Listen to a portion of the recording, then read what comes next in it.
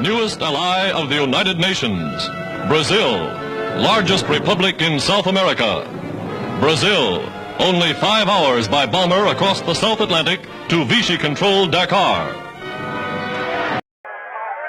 A bela e amarga aventura da FEB começou no dia 2 de julho de 44, quando embarcou o primeiro escalão no navio de transporte americano General Mann. A maioria dos 5.075 homens era do 6º Regimento de Infantaria. Temperado à moda brasileira, o moral dos expedicionários é o melhor possível. Todos os estados estão representados na FEB.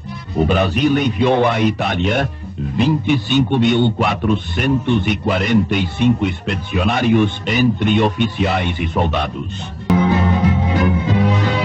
A tropa desembarca a fim de seguir para o estacionamento de Añaro, próximo de um subúrbio da cidade.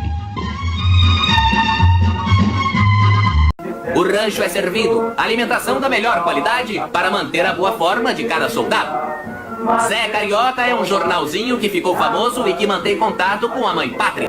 No dia 20, os Thunderbolts do primeiro grupo de caça brasileiro atacaram as posições alemãs em Monte Castelo, destruindo casamatas e outras fortificações por todo o terreno. E ao alvorecer ensolarado do dia 21 de fevereiro, o comando brasileiro sentiu-se enfim confiante na missão. O ataque principal do primeiro regimento progrediu. Um grande medo da guerra.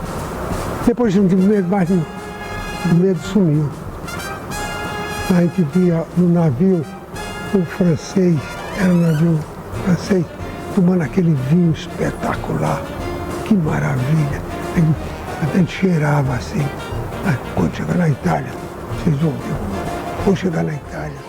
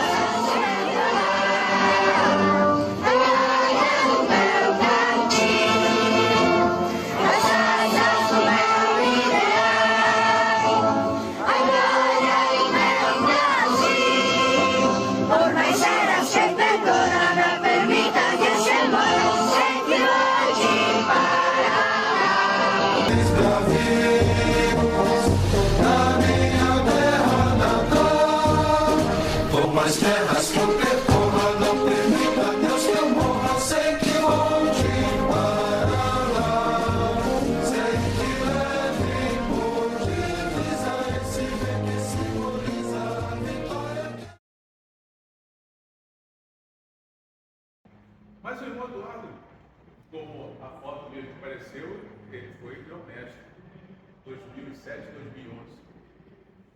Os mais antigos conhecem, mas os mais novos não conhecem. Então, aí eu pedi para ele, quando o senhor puder apresentar, olha, claro que não vou ler de ponta a ponta, porque senão a gente vai perder muito tempo da sua palestra. Eu vou fazer um pequeno resumo, principalmente da parte maçônica. O irmão Eduardo nasceu em 46, aqui no Rio de Janeiro.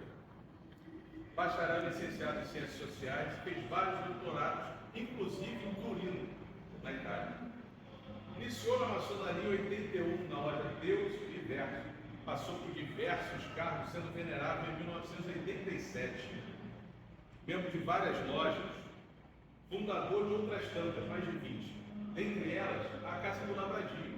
E eu tive a honra de estar na última terça-feira dos 21 anos.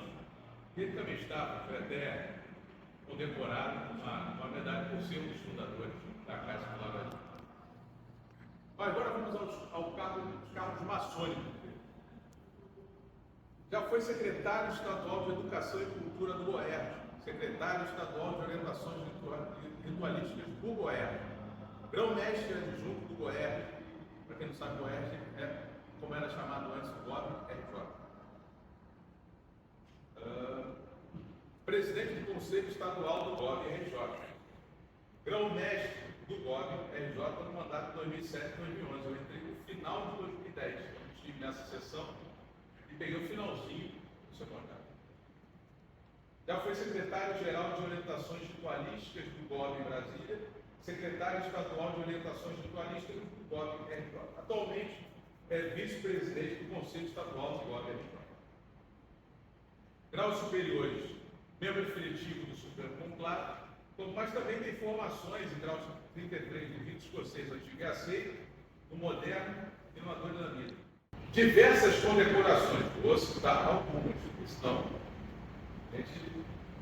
medalhas da vitória otorgada pela Associação dos Ex-Combatentes do Brasil, seção do Rio de Janeiro, Ministério da Defesa. Comenda Paladinos da Liberdade e Garra e Coragem, otorgadas pela Legião dos Veteranos de Guerra do Brasil, seção Niterói.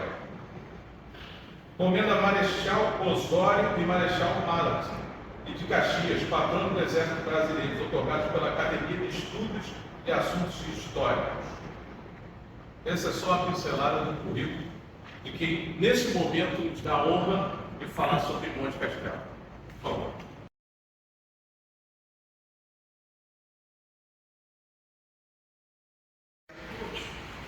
Trabalheira, boa noite a todos. Inicialmente, eu queria dizer aos irmãos que muita coisa que vai ser dito aqui, eu recebi essas informações, que durante 4 anos eu convivi com 6 ex-combatentes. Eram 5 capitães e um primeiro-tenente. Então, durante 5 anos eu convivi com eles. Durante o período que eu tive servindo também no Exército, e nesse período eu gostava muito de conversar com eles, sempre tive algum interesse sobre a Segunda Guerra Mundial, porque meu pai, apesar de não ter ido lá para a Itália, mas o meu pai foi convocado, porque ele era veterinário, então ele foi convocado e serviu aqui no Brasil, no regimento Major Caetano Farias, ele era veterinário, então eu sempre tive interesse pela história, da participação do Brasil na Segunda Guerra Mundial.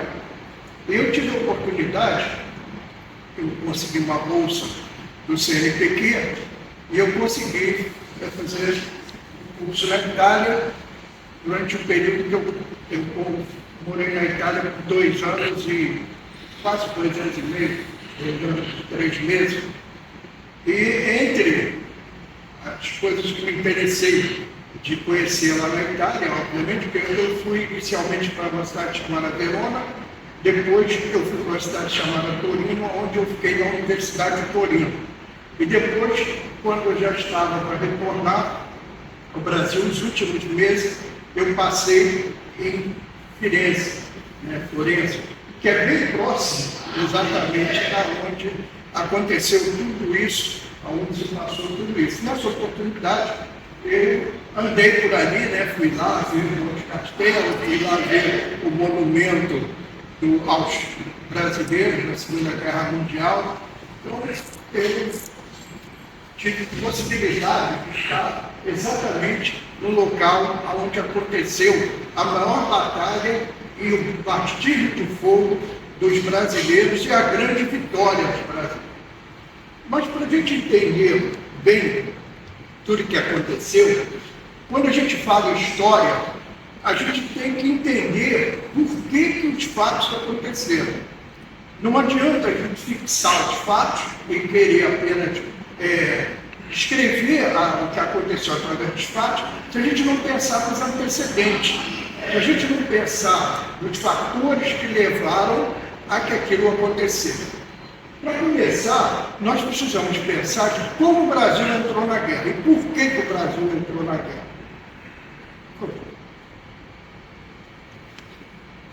Em 1930, houve uma eleição no Brasil. Getúlio Vargas era candidato, não venceu a eleição, foi feito um golpe esse golpe de Estado levou ele à condição de interventor. Então, até 1974, Getúlio Vargas governou o Brasil como interventor. Ele não foi eleito, ele foi indicado pelas forças que derrubaram o candidato eleito e ele, então, foi até 1934. Em 1934 foi realizada uma eleição. Essa eleição de 1934, Getúlio foi eleito. Foi eleito e assumiu, agora sim, agora como um presidente eleito. Mas logo ele teve uma série de problemas com o Congresso, uma série de situações. Ele estava acostumado a governar como interventor. O interventor faz o que quer e bem entende. Quando ele passou a ser presidente com o Congresso, ele não podia fazer mais o que ele queria e bem entendido. Ele precisava ter a aprovação do Congresso. Então ele passou a ter uma série de vantagens do Congresso, até que em 1937 ele deu um novo golpe de Estado, aplicou um novo golpe de Estado.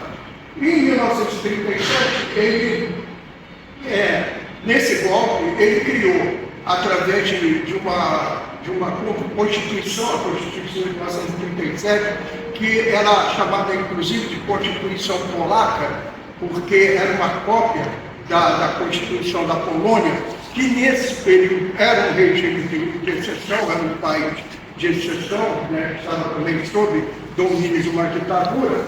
Então ele implantou essa Constituição, a Constituição Polaca, e o Brasil passou a ser governado num tipo de governo chamado Estado Novo, onde o Congresso e os tribunais não tinham poder. O poder era todo na mão do Getúlio. Dentro das nossas Forças Armadas, existia um grupo de policiais, de militares, não policiais, um grupo de militares, que eram pró-nazistas.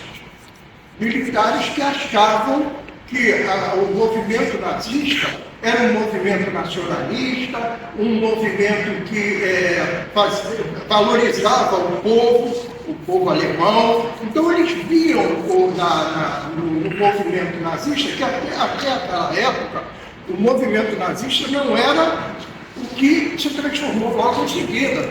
Ainda era um movimento inicial, com a criação do Partido Nazista, com os jovens nazistas, com aquela mensagem de Hitler de que o povo nazista era soberano, o povo nazista era um povo que era um povo mais desenvolvido, um povo especial, e também toda aquela força, né, do nacionalismo, aquela força do nacionalismo, as cores, o povo da rua, aquelas marchas, aqueles movimentos, tudo isso fazia com que parte dos militares brasileiros admirassem o nazismo e acreditassem que o nazismo seria um modo de governo, um modo de desenvolvimento de governo que seria muito bom. Tanto para a Alemanha, poderia até ser implantado em outros lugares.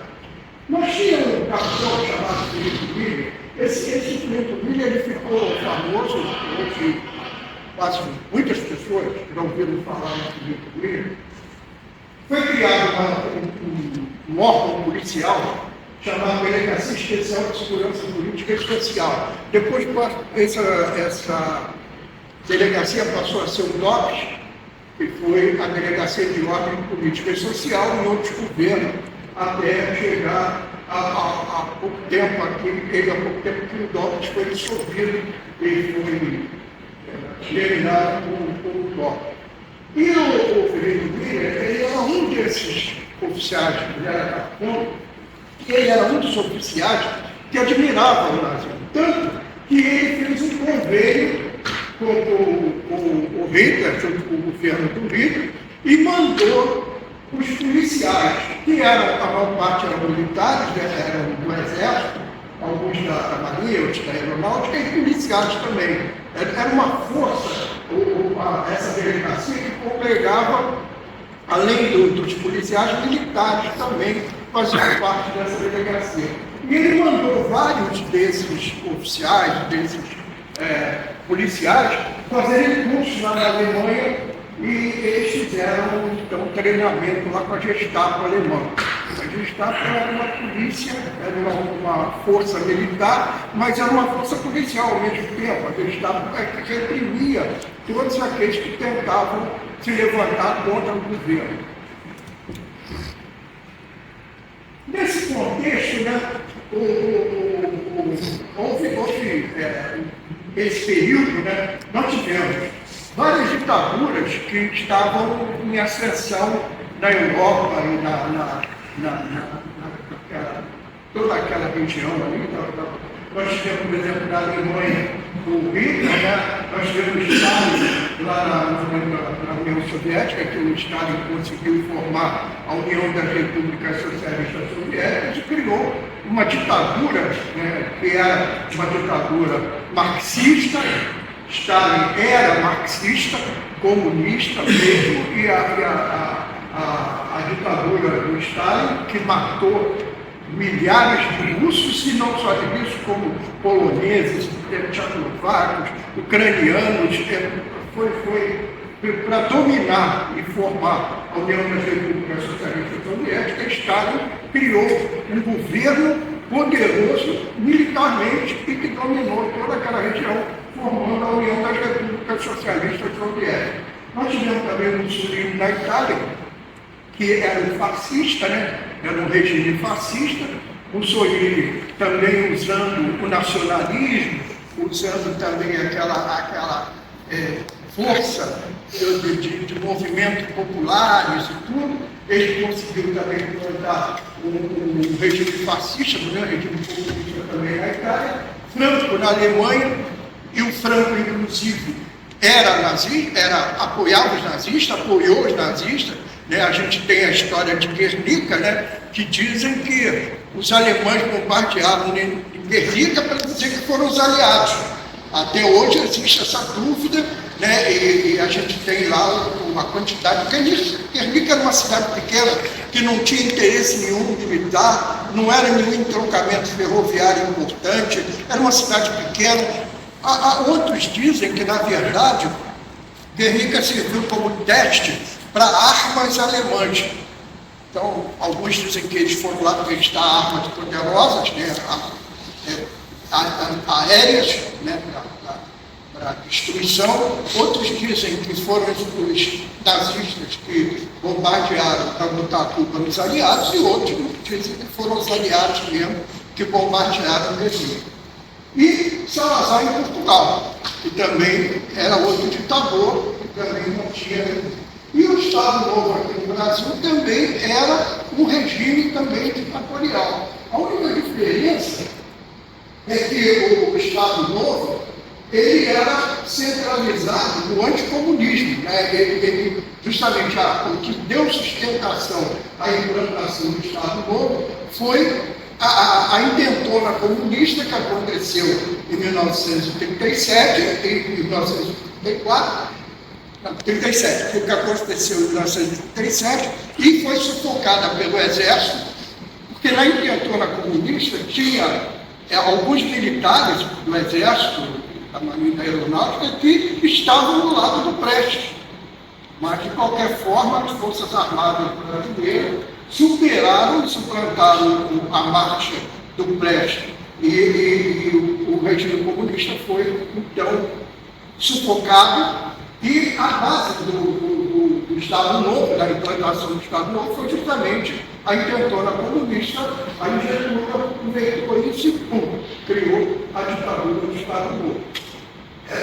Como qualquer regime de exceção, né, os direitos individuais eram desrespeitados, os opositores eram presos sem mandato judicial, né, não existia a necessidade de a pessoa se apresentar à justiça, e até um soldado podia prender uma pessoa.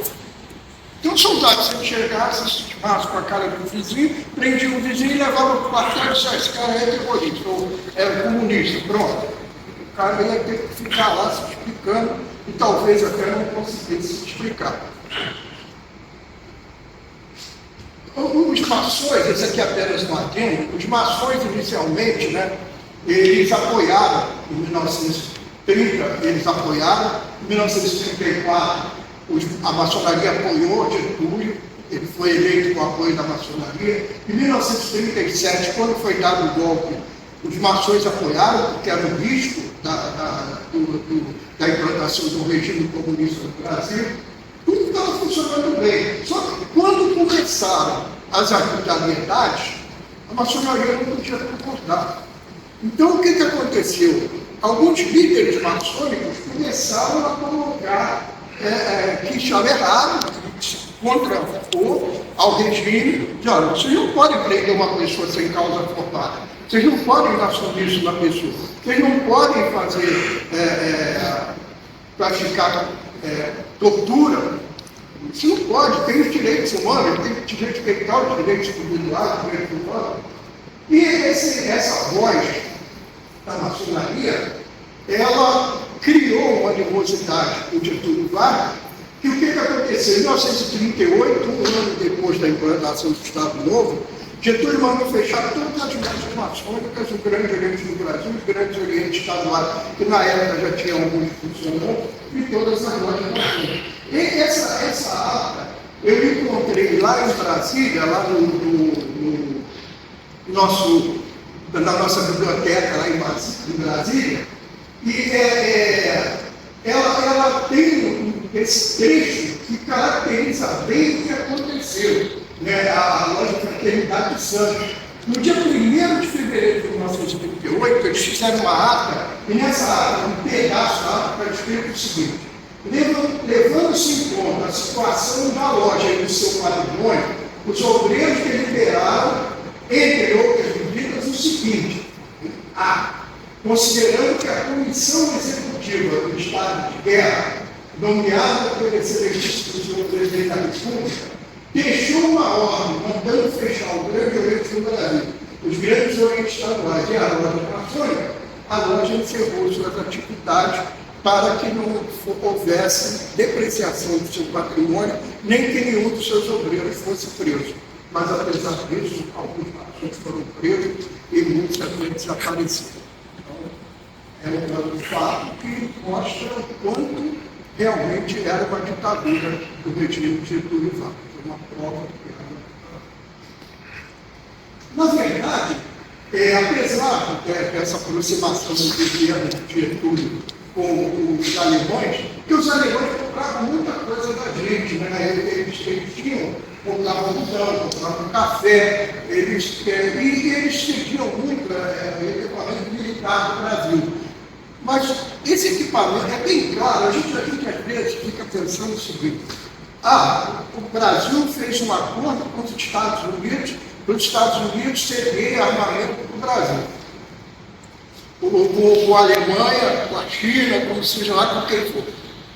Nunca nenhum país vai ceder para qualquer país a arma mais moderna e a arma mais poderosa que ele possui. Desde a independência do Brasil, quando Gonçalves Neto brigou com Zé Bonifácio, porque Zé Bonifácio queria criar o exército brasileiro, comprando os excedentes de guerra da Inglaterra, porque a Inglaterra era uma monarquia, Zé Bonifácio era monarquista. Gonçalves Neto era republicano e Gonçalves Neto queria que comprasse os armamentos dos Estados Unidos, que estavam em melhor condição do que os armamentos da Inglaterra. Mas no final, Zé Bonifácio prendeu o Gonçalves Neto e acabou comprando os excedentes de guerra da Inglaterra, que eram muito inferiores em relação aos excedentes de guerra americanos. Então ninguém vende, ou através de um acordo, cede a melhor arma que ele tem. Cede aquelas que já não estão mais em uso, que já não são mais tão modernas, ele cede. Então, tanto os Estados Unidos como a Alemanha cediam armamento para o Brasil. E nós vamos ver que tanto esses armamentos, que tanto a Alemanha como os Estados Unidos cediam para o Brasil, não eram armamentos tão poderosos, tão modernos, e depois, mais à frente, a gente vai ver o que aconteceu com parte desses armamentos quando eles foram vendidos aqui para o Brasil. Bom, continuando. A aproximação do Brasil inclusive, o acordo que foi feito com os americanos foi o financiamento da construção da nossa usina ali, que até hoje está funcionando, a Volta Redonda. A Volta Redonda foi construída com o financiamento dos Estados Unidos. Em troca, o que o Brasil cedeu? Durante muito tempo, a base aérea lá do Rio Grande do Norte era usada pelos americanos. E foi nessa época que foi feito o acordo do Brasil ceder a eles, por quê? Porque o Rio Grande do Norte é um ponto importantíssimo estrategicamente. Ele é exatamente no ponto ali do Atlântico, que é um ponto que avança mais sobre o Atlântico. Então, ele é um ponto que estrategicamente, militarmente, ele é muito importante. E é o ponto mais próximo da Europa. Para você atravessar o Atlântico, o melhor lugar é ali. Então, o americano fez esse acordo, financiou a usina, porque ele se interessava para isso, principalmente para combater os alemães, principalmente para combater os alemães. Bom, no dia 28 de janeiro de 1942, o povo todo fez um movimento muito grande, a imprensa também fez um movimento muito grande, e os Estados Unidos também, Vaca rompeu relações internacionais com a Alemanha. O que fez com que houvesse essa ruptura? 5 navios mercantes brasileiros foram afundados. E existiu. É um tal negócio. A história ela é contada pelo vencedor. O vencedor que conta a história. Quem perde não conta a história. Quem ganha é que conta a história. Então, a gente fica a história de que foram os alemães que torpedearam o navio. Mas existem vários questionamentos de que não foram os alemães, foram os americanos que torpedearam o navio para forçar os brasileiros a entrarem na guerra. Porque havia um interesse muito grande de que o Brasil não se associasse ao eixo. Seria um risco para o americano, seria um risco para os aliados, se o Brasil se associasse aos alemães. Dentro da América do Sul, o Brasil, o maior país, com o maior território, com a maior produção agrícola, com toda uma estrutura e um ponto estratégico que facilitaria aos alemães fazerem barcos básicos no Brasil para atacar diretamente os Estados Unidos. Então, os americanos tinham interesse muito grande para que o Brasil não entrasse na guerra ao lado dos alemães. Finalmente, no dia 22 de agosto de 1942, Getúlio declarou guerra alemã. Foi declarada guerra alemã. Foi formada a Força Expedicionária Brasileira, a estrutura militar, militar dos Estados Unidos, a formação dos exércitos americanos, e o primeiro, na época, a Força Expedicionária Brasileira foi formada por 3 regimentos de infantaria. O nosso regimento Sampaio, que era ali na Vila Militar, o regimento Ipiranga, lá de São Paulo, o regimento Tiradentes, de lá de Minas Gerais. A artilharia foi formada por uma unidade de combate aqui do Rio de Janeiro. O 2º grupo de obuses autotransportados foi um das unidades de artilharia que foi, também fez parte da além disso, tinha o novo batalhão pequeno, que era lá do Mato Grosso, o esquadrão de regimento que foi formado pelo 2º regimento mecanizado, o 2º RECMEC, que durante muitos anos o 2º RECMEC esteve ali na fila militar. O batalhão médico era composto por algum pessoal do Hospital de Guarnição da Vila Militar, alguns de lá do Hospital Central do Exército, E lá em São Paulo também alguns médicos, enfermeiros, e eu inclusive conheci duas enfermeiras que estavam trabalhando lá no Hospital de Província Fazenda Militar, Dona Maria Hilda e Dona Tenente Maria Hilda, Capitã Maria Hilda e Tenente Belém, as duas estiveram lá na Alemanha, elas acompanharam, e elas eram militares, porque elas atuaram lá durante a guerra, então no final, já antes de elas se reformarem, elas estavam servindo ali no Hospital de Guarnição da Vila Militar, e eu conheci as duas, porque minha mãe era enfermeira civil do Hospital de Guarnição da Vila Militar. Então eu conheci as duas, tive o prazer de conhecer as duas e conversar bastante com elas. Em 7 de outubro de 1943, então, Mascarenhas de Moraes foi nomeado como comandante da Força Expedicionária Brasileira. Chegaram na Itália. No dia 6 de julho de 1944, o primeiro grupo desembarcou lá, comandado pessoalmente por Mascarenhas de Moraes, desembarcou lá em Nápoles. Eu estive lá também em Nápoles, lá no porto de Nápoles, lá no sul da Itália. É uma cidade muito interessante, eu estive lá, e foi recebido pelo tenente-general, que era o comandante da Frota Americana na Itália, e o Brasil passou a fazer parte desse comando americano, que era o comando das tropas norte-americanas na Itália. Os brasileiros enfrentaram muitas dificuldades. As condições físicas do soldado brasileiro não estavam na altura dos padrões necessários.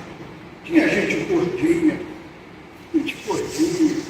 barriguinha, fora do peso, o negócio estava feio, tinha muita gente que estava sem a condição física necessária para encarar uma guerra.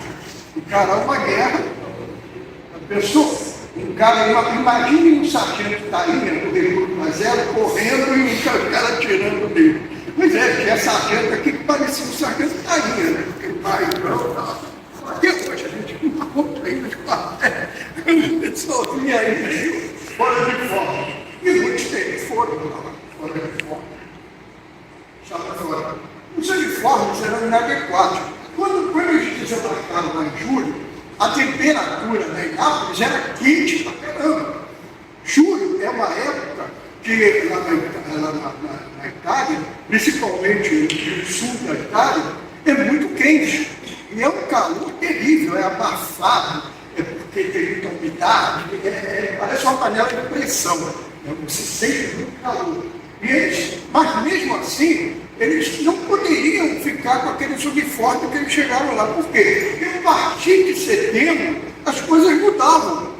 E quando eles fossem entrar realmente na guerra, se eles fossem para as roupas que eles chegaram lá, ia morrer todo mundo de frio. A pior coisa que tem é você sentir frio nos pés.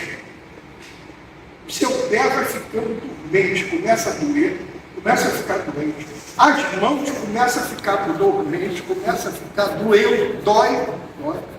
Tanto frio, os uniformes para o clima do inverno se aproximava, e aquele ano, 1945, ou 44, aliás, o inverno foi um inverno muito rigoroso lá na Europa. Foi um inverno bem rigoroso, tanto que o Brasil sofreu muito, justamente por causa de um inverno muito rigoroso. Foi muito ruim, porque eles não estavam acostumados a temperaturas. Por exemplo, em Verona, eu cheguei a pegar dia lá da temperatura de 12 graus abaixo de zero. 12 graus abaixo de zero. Em Torino, teve dia que a temperatura chegou a 14 graus abaixo de zero. Então, é um tipo de temperatura que nós não estamos acostumados. Tipo de temperatura rigorosa que é difícil de você se locomover.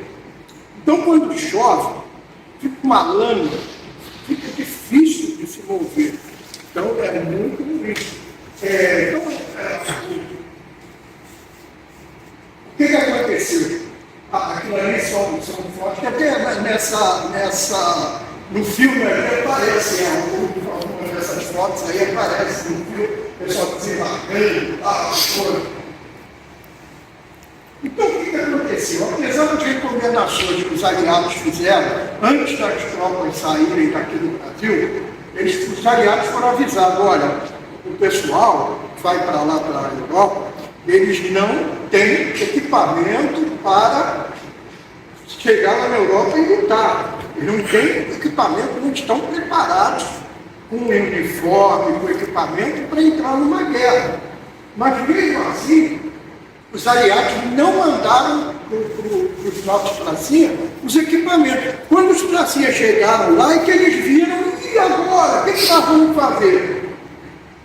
Foi uma falta de os aliados prepararem os brasileiros, quando chegassem lá, estarem preparados. Não estavam. Aí o que aconteceu? O Mark Clark, o Mark o serviço, toda a história da Segunda Guerra Mundial sempre fala desse general americano. Ele era comandante do exército dos Estados Unidos, foi um general que ficou ativamente, tanto na França como lá na Itália. Ele pegou o estoque do exército dos Estados Unidos, que tinha lá, e distribuiu tudo para os soldados brasileiros, tanto roupa como armamento. Porque o pessoal chegou lá com aqueles fuzis,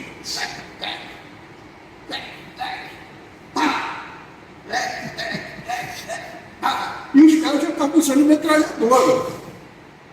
Então, não dava para ficar com aqueles fuzis lá e aqueles mosquetões lá, que até hoje a gente ainda chega lá no quartel e encontra alguns lá, alguns até lá só no museu. Mas muita gente aqui que serviu o exército, vocês não, mas a gente que serviu o exército há mais tempo, pessoa de cabeça branca, usou lá o fuzil, o mosquetão lá, quando atirava, dava um coice, não era mole. Se você bobeasse, deslocava teu ombro. Bom.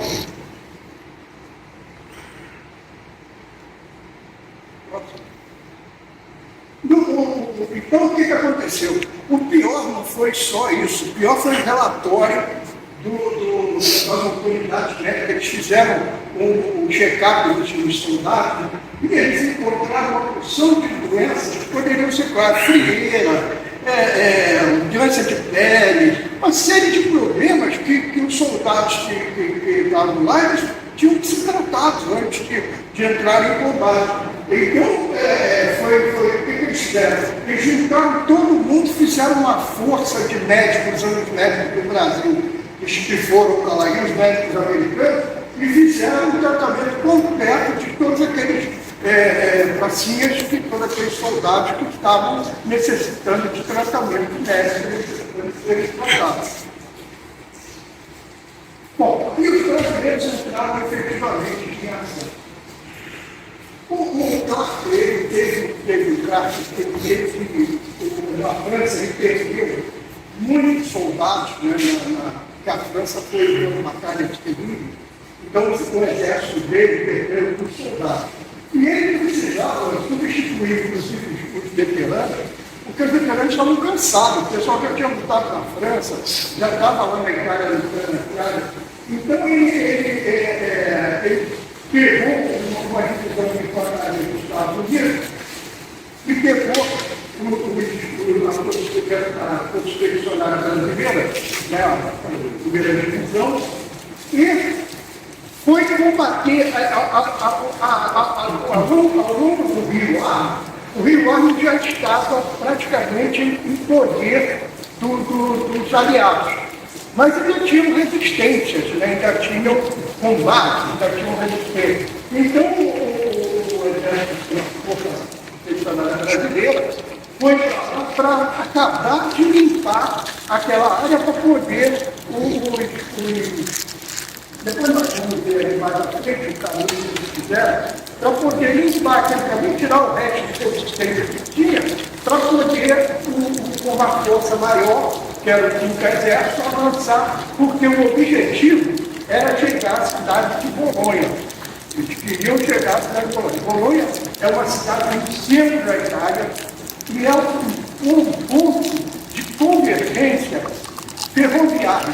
É o maior entroncamento ferroviário da Europa. Foi lá que os terroristas fizeram aquela explosão de uma bomba lá na estação do trem. Eu estava lá na Europa nessa época, inclusive, e destruiu parte da estação. A estação era uma estação imensa. Hoje, eu não sei lá, porque não estava, porque faz tempo que eu não vou para lá, mas era uma estação muito bonita, estilo antigo, prédio, e a gente chegava no hall da estação, aí tinha umas escadas, você subiu, as plataformas eram uma parte mais alta, as bilheterias eram uma parte, e tinha um hall imenso, com aquela pessoa muito poltrona, as pessoas sentadas, era muito bonita, era um estilo de arquitetura muito bonito, era muito legal.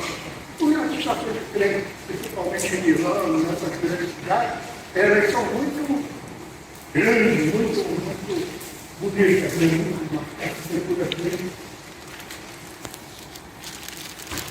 Mas, finalmente, chega a hora do Brasil chegar no grande formato, que é justamente a tomada do mundo. Monte Castelo é importante, porque se não tivesse sido tomado Monte Castelo, as tropas do Quinto Exército não teriam chegado a Bolonha. E se as tropas não tivessem chegado a Bolonha, naturalmente, a guerra iria durar muito mais tempo para poder os alemães se renderem, os italianos se renderem. Os italianos se renderam primeiro, depois os italianos se renderam. Mas a batalha foram 3 meses de batalha, 24 de novembro de 1944 a 21 de fevereiro de 1945. Foi um grande período, o período mais frio na Europa. Era o ponto alto, deixa para as temperaturas baixas. É nesse período de janeiro, fevereiro, novembro, dezembro, são períodos muito frios. Então, foram 4 ataques. Existem alguma literatura fala em 6 ataques. Mas os outros 2 ataques brasileiros não participaram. E não deu em nada. Foram assim, escaramuças. Então, para nós, brasileiros, interessa para as 4 que os brasileiros participaram, os 4 tentativas que os brasileiros participaram. 3 ataques eles falharam por causa de uma estratégia inadequada. A estratégia não funcionou.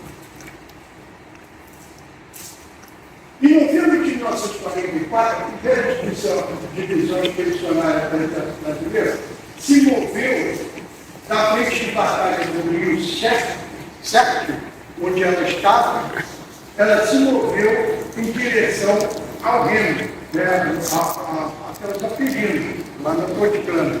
Toscana é onde fica o Monte Castelo. E foi um deslocamento terrível, porque a chuva era intensa, as estradas todas destruídas pelos aliados, bombardeadas, tudo ali, estava tudo destruído. E a lama era muita lama. Então, foi um sofrimento para os soldados brasileiros.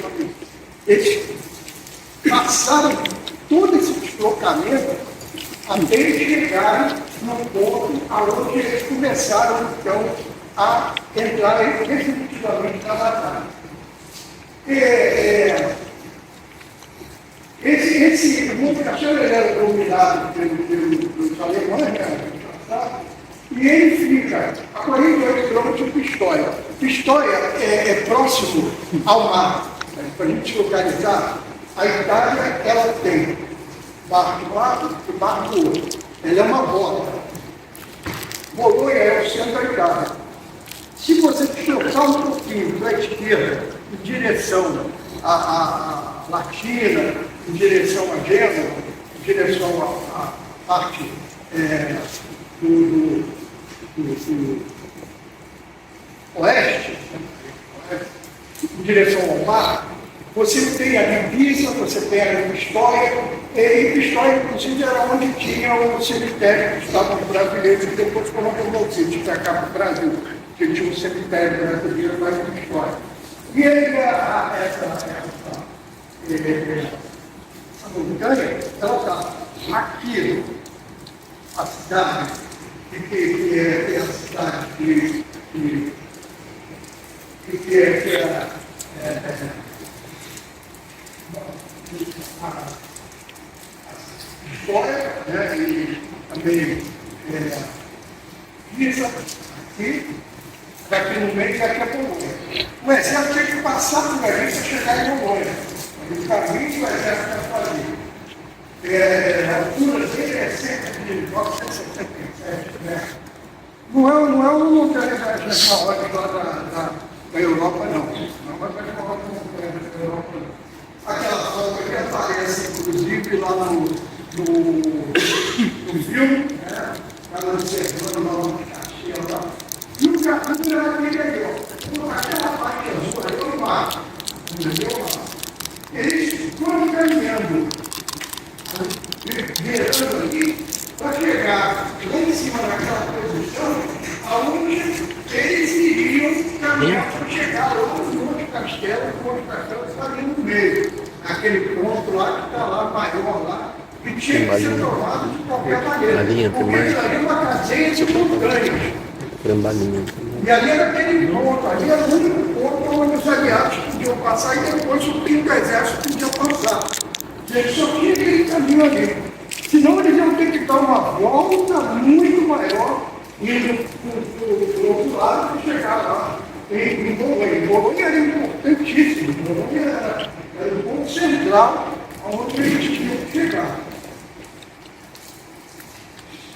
Então, seria a responsabilidade pela divisão, né, porque até então os brasileiros não tinham enfrentado uma batalha do nível que eles enfrentaram naquele momento. Foi a primeira batalha realmente, porque até então os brasileiros tinham escaramuças.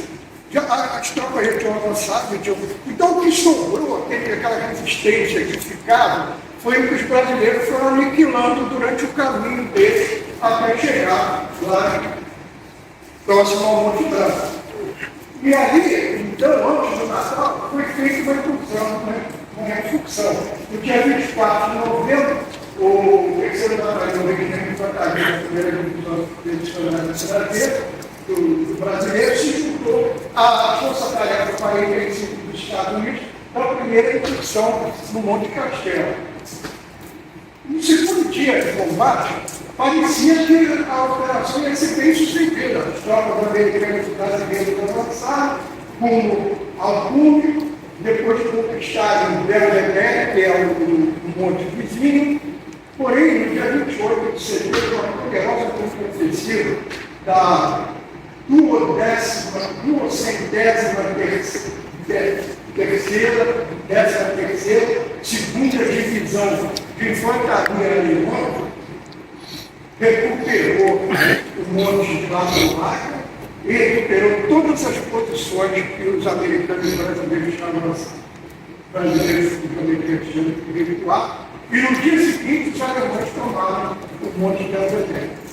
Então, uma tentativa, não deu certo, morreu gente e não funcionou. Segunda tentativa. No dia 29, eles queimaram, vamos de novo. A gente não conseguiu, vamos voltar lá, a gente vai conseguir agora. E o segundo ataque da nova ofensiva, né, que seria quase formada, quase inteiramente, pelos brasileiros. Tinham muito mais brasileiros, tinha apenas 3 pelotões de tanque americanos. E tem uma coisa, tanque para se movimentar naquela ladeira, naquele terreno péssimo. Então ele tem dificuldade. E depois tem uma coisa, a altura do canhão da torre, a altura que o canhão na torre de um tanque consegue se elevar, muitas vezes, naquela época, inclusive, os tanques não eram tão modernos como são hoje, não conseguia se elevar a um nível para chegar próximo ao cume do monte. Então, o máximo que eles conseguiam atingir era um pouco acima da base. Por quê? Porque os tanques não tinham uma angulação suficiente na torre dos canhões para poder atingir lá em cima, no topo. Tinha condições. Então, o que aconteceu? Aquela queda que houve no dia anterior do Monte Belvedere, que era o monte do lado, que poderia dar sustentação ao exército brasileiro, ele foi reconquistado pelos alemães. Então, os brasileiros subiram de peito aberto contra o quê? A poderosa artilharia alemã que estava exatamente no alto do morro. Mais ou menos como acontece aqui no morro, quando a polícia militar quer subir o morro, e os bandidos estão lá de cima só. E o pessoal correndo, que nem o nosso irmão correu Coutinho naquele dia, quando ele era o secretário de Segurança Pública, e se escondeu lá atrás do carro e tal. O Vila, né? O Vila, ele era o comandante-geral do CM. Pois é, porque não tem jeito.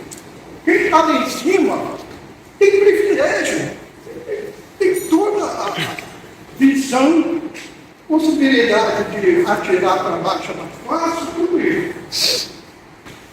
Então, o que aconteceu nessa segunda tentativa?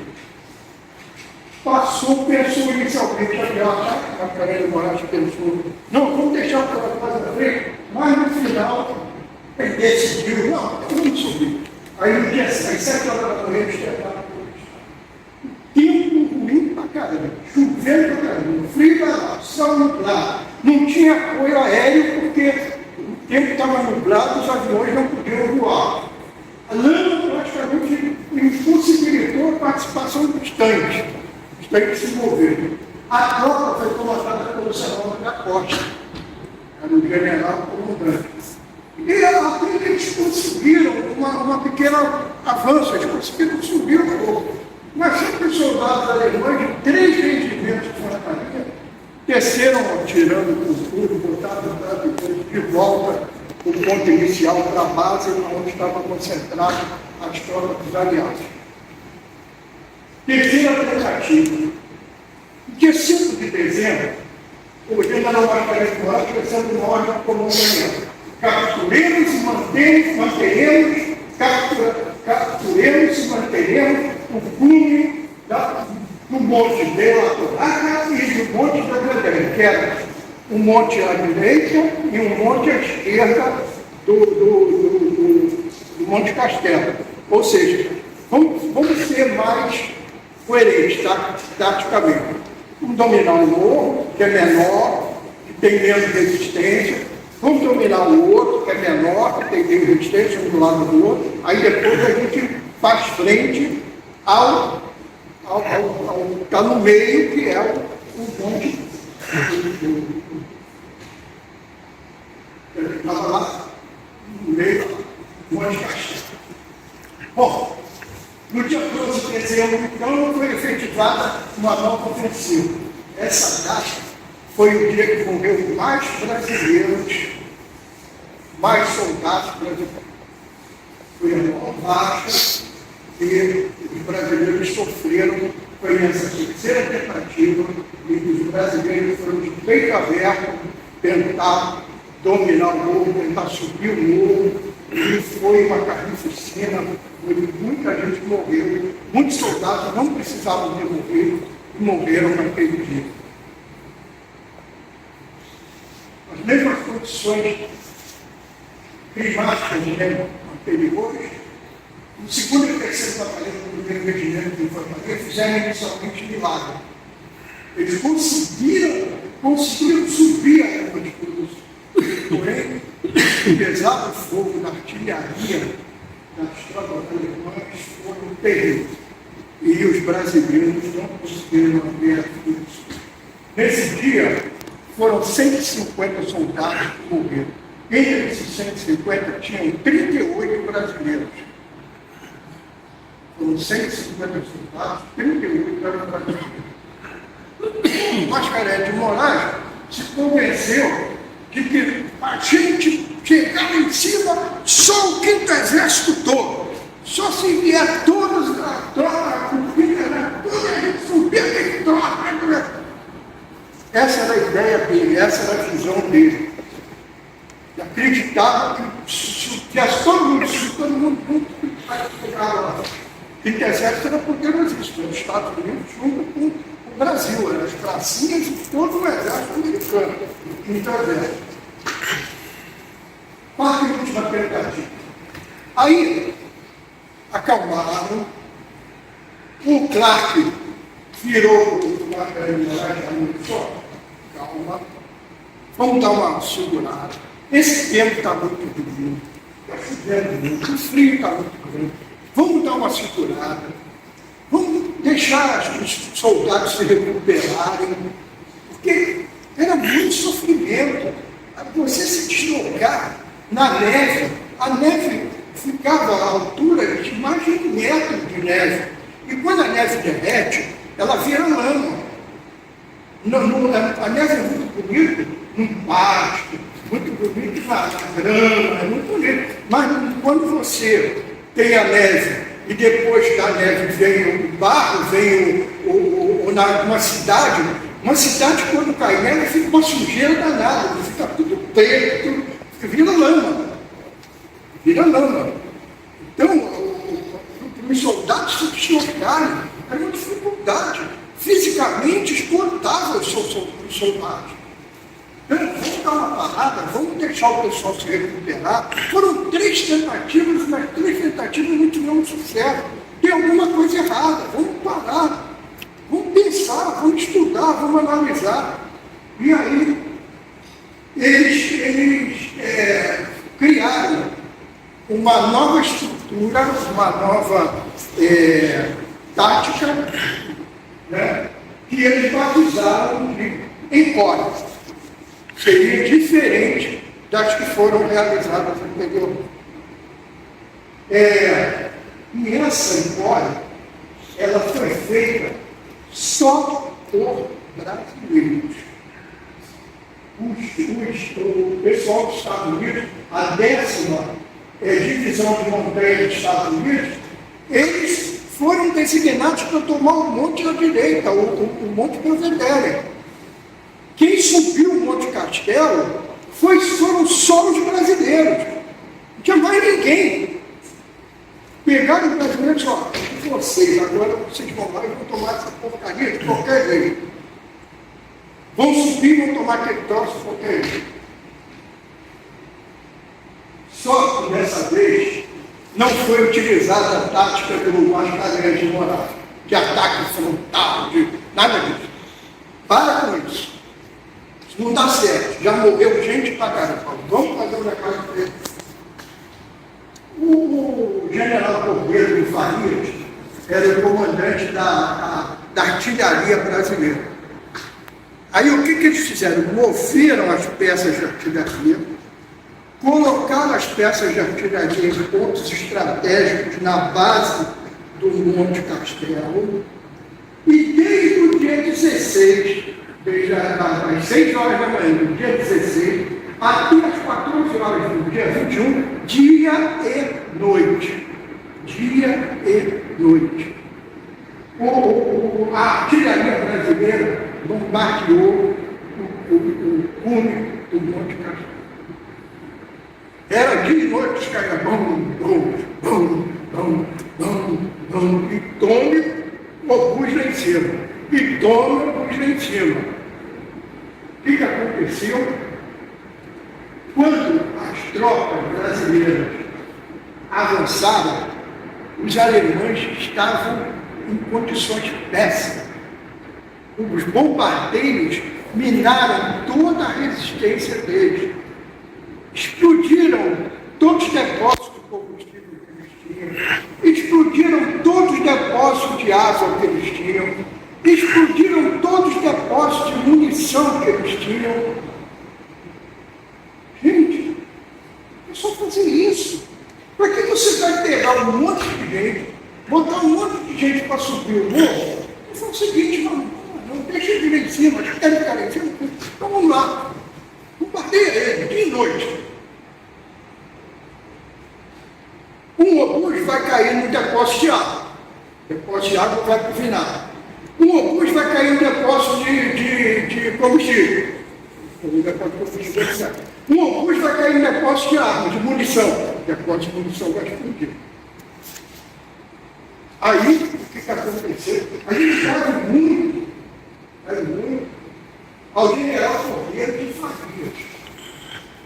Esse cara, ele botou as peças aqui, um canhão para ficar atirando durante, olha só, do dia 16, 17, 18, 19, 20 e 21. Tem que ter um controle nessas peças de artilharia muito grande. Tem que ter uma manutenção muito grande dessas peças de artilharia, porque vão acontecer acidentes, vai ter problemas. Tem que estar, os artilheiros têm que estar muito bem preparados. Os artilheiros têm que estar muito bem preparados, as equipes. E outra coisa, você tem que dividir o teu pessoal para uma equipe um grupo, né? Uma companhia assumir e daqui a pouco, 6 horas, 8 horas, os caras estão esgotados. Aquela sai fora, você tem que ter outra para colocar no lugar. E o cara vai, daquela vai ficar esgotada, tem que sair aquela. E outra coisa, você tem que ter munição, suprir munição, você tem que ter estratégia, você tem que ter alimentação para esse pessoal todo, você tem que ter o pessoal para mover essa munição, transportar um obus para colocar no canhão. Não é brincadeira não, você não leva no braço não. Brincadeira não. Um obus 105, para você poder carregar ele, a equipe tem que ser muito boa. E carregar um atrás do outro, e tem mais uma coisa, as peças aquecem. Chega um momento que a peça tem que parar. Ela não pode ficar atirando continuamente. Porque senão ela vai arrebentar o tubo, vai chegar um ponto que ele vai abrir. Então é toda uma tática, é toda um comando, é toda uma experiência que esse homem, o general Correia de Farias, como comandante, ele foi um herói. Ele foi o grande herói da tomada do Monte Castelo. Ele foi o grande herói da tomada do Monte Castelo. Então, no dia 20 de fevereiro, as tropas brasileiras já estavam posicionadas na base. O 10º Divisão de Montanha dos Estados Unidos ia tomar uma montanha do lado, que era, inclusive, para de lá atirar contra os alemães também, para qualquer resistência dos alemães destruir. E garantiu um franco, que era um franco desfavorável para os brasileiros. Ali a gente está vendo. Aqui, nós estamos vendo aonde a 10ª Divisão ia seguir e aonde os brasileiros iam seguir. A tropa brasileira chegou a Monte Castelo, tomou Monte Castelo, seguiu para outro monte chamado La Serra, depois ainda foi para um outro morro chamado Santa Maria de Viriana, até a Torre de Leone e depois o Castelo Novo. Chegou em Castelo Novo, que era ali as tropas brasileiras terminou a guerra. Ele acabou a guerra, o Brasil já tinha conseguido o principal, que era tomado do Monte Castelo. O ataque começou às 6 horas da manhã do dia 21. O batalhão Zeda seguiu pela direita. O batalhão Franco subiu pela frente. O batalhão Celano Sarmento, ele tinha, na noite anterior, aproveitou a noite, o escuridão, né? E eles foram subindo e conquistando posições conquistando posições. Então, quando os outros 2 batalhões subiram, eles já estavam em algumas posições, já aguardando. Então, os outros 2 batalhões chegaram e se juntaram a eles. Então, o previsto era brasileiro chegar aqui em cima às 18 horas, mas dessa vez brasileiro não se atrasaram. Brasileiro se atrasa, né? Mas brasileiro nesse dia não se atrasou. 17 horas e 30 minutos, os brasileiros já estavam lá no alto do Monte Castelo, já tinham colocado a bandeira do Brasil e dos aliados lá no alto do Monte Castelo. E os americanos só conseguiram tomar a montanha, que era prevista para 17 horas, eles só conseguiram tomar às 20 horas. Ou seja, eles que se atrasaram, tinham que tomar as 18, só conseguiram chegar lá às 20 horas. Então, quando os americanos chegaram no Monte Rock, os brasileiros já tinham chegado lá, já tinham tomado posição nas trincheiras alemãs, já tinham ocupado os bunkers e já estavam descendo os alemães que se renderam. As tropas alemãs se renderam e os brasileiros já estavam levando para baixo, já estavam descendo com eles para baixo. Os combates continuaram após a batalha, enquanto os alemães recuavam, né? Mas assim que Mussolini foi assassinado, o grupo de italianos que queriam acabar com a guerra, sabiam que iam perder, e enquanto Mussolini estivesse vivo, o exército italiano, uma questão de fidelidade, uma questão militar, ele tem um espírito de servir, de cumprir ordem. Né? O militar, o princípio do militar é hierarquia e cumprimento do dever. Então, o militar respeita a hierarquia e respeita o grupo, cumpre o dever independente de qualquer coisa. E quando o Mussolini estivesse vivo, os militares, por esse espírito de fidelidade, eles não iriam parar de lutar. Então, por isso, os italianos se uniram e assassinaram o Mussolini. Quando os guerreiros italianos derrubaram Mussolini, dia 28 de abril, aí os italianos, então, se renderam, o exército italiano parou de lutar, né? O líder tinha sido morto, eles pararam de lutar, e foi a rendição do profissional. As batalhas na Itália acabaram e a guerra para a Força Expedicionária também. A tomada de Monte Castelo tornou-se uma lenda. Nós nunca vamos saber exatamente o que aconteceu naquele dia. São muitas as versões. Essa versão que eu estou contando para vocês foi alguma coisa que pessoas que estiveram lá, que viveram lá, que eu convivi com elas durante 4 anos, eles me falaram. Quer dizer, eles me falaram detalhes de nome de pessoa, nome de lugar, muitas coisas que eu completei com dados que a gente tem registros históricos disso. Mas a essência do que aconteceu foram eles que me passaram. Essa negatividade, essa falta de tática, essa falta de planejamento, fazer 3 incursões seguidas. A primeira não deu certo, logo em seguida fazer outra, e depois fazer outra, utilizando a mesma tática, querendo subir de peito aberto, querendo subir de frente para encontrar um exército poderoso, que é o exército alemão, no alto do morro, muito bem iniciado, muito bem montado. Uma loucura. Na quarta vez, não. Na quarta vez, houve realmente comando. Na quarta vez, houve realmente um planejamento. E deu certo. E os brasileiros chegaram lá no alto do morro, venceram os alemães e conquistaram um ponto importantíssimo para o avanço do quinto exército da Força Aliada. Isso ninguém pode negar. Isso não adianta, que a história não nega isso. A história não nega isso. Agora, detalhes, né, são coisas que o que eu pude entender das batalhas por isso que eu entendi. No entanto, a consciência nacional brasileira, a morte dos pracinhas brasileiros e a história daqueles bravos homens nos ajudaram a entender que a morte aparente, sem sentido, de milhões de pessoas nos campos de batalha do mundo, foram e são a garantia da nossa liberdade. Esses homens que morreram são responsáveis por hoje nós somos sermos pessoas vivas.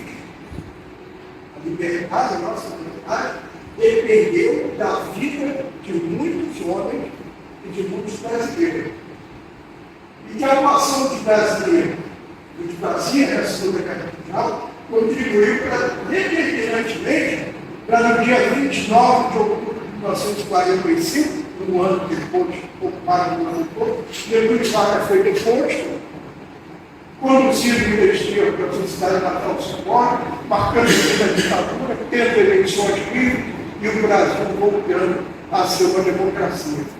A ação dos pracinhas, eles voltaram de lá da Itália, com uma consciência de liberdade, de direitos. Eles viram a morte e viram o que é realmente a morte, o que é realmente o sofrimento. Nós aqui brasileiros não sabemos realmente o que é uma destruição de uma guerra, que é o sofrimento de um povo que é submetido a uma guerra. Aquele monumento que tem lá na Itália,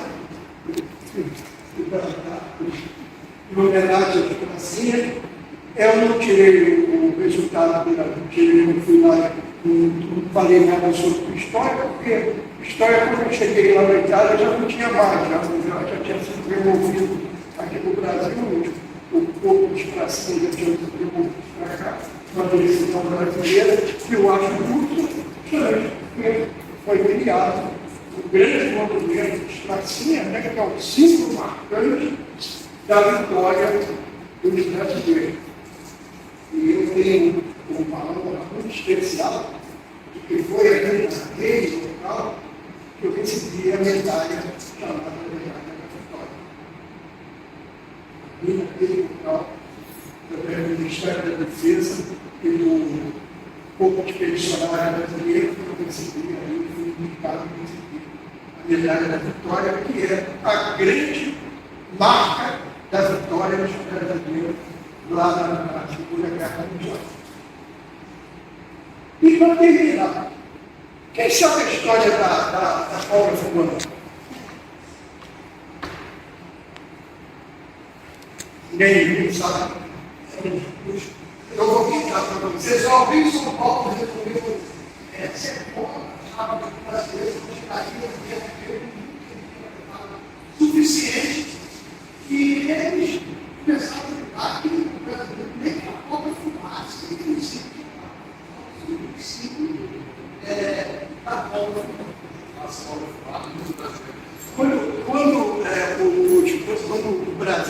quando o povo queria que o Brasil entrasse na guerra, todo mundo pedia para o Brasil entrar na guerra, todo mundo entrava na guerra.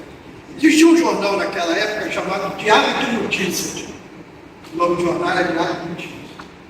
E o Diário de Notícias, ele colocou uma manchete no jornal, grande, escrito assim: nem que a cobra fume, o Brasil entra nessa guerra mundial. Aí, quando foram fazer o estudo do Brasil, alguém, eu não sei quem, mas alguém lembrou: a cobra fumou, a cobra vai fumar sim, a cobra está fumando. E aí o símbolo passou a ser a cobra fumando. Essa história quem me contou foi o capitão Menezes, que era um dos capitães que esteve lá na Segunda Guerra Mundial, e foi ele que me contou essa história. Ele disse: não, você sabe o que é a história? Não sei não. Diário de Notícias, aí ele me contou essa história. Tem lógica, né? O cara escreveu lá: nem que a cobra fume, o Brasil entra na guerra. Aí, quando foi a hora de fazer o símbolo do Brasil, né, a Força Expedicionária para mim. Alguém disse, a cobra está fumando, a cobra vai fumar. Então, eu estava lá, a cobra está fumando. Mais uma historinha que vai guardando, para contar para os nossos netos. Gente, então, eu espero que vocês tenham trazido algumas coisas interessantes, né? Algumas coisas que realmente foram interessantes. E eu acho que o nome dessa loja, né, de Castelo, é muito marcante, né? Quando essa loja foi fundada, né, a maioria dos irmãos que fundaram essa loja, né, tinham muitos que tinham feito parte da FLAB, muitos de café, muitos que eram militares, que tinham aquele orgulho, né? E mesmo os civis tinham aquele orgulho muito grande da Força Expedicionária Brasileira. Então é um nome poderoso, um nome marcante, e nós temos uma obrigação, um dever de manter sempre esse culto à tomada do Monte Castelo como um grande feito da Força Expedicionária Brasileira e que marcou de forma definitiva que a Segunda Guerra Mundial tivesse seu tempo reduzido. Serviu para que o 5º Exército, os aliados, pudesse chegar à Polônia e fizeram com que acabou acontecendo, os italianos se renderem e a guerra terminou.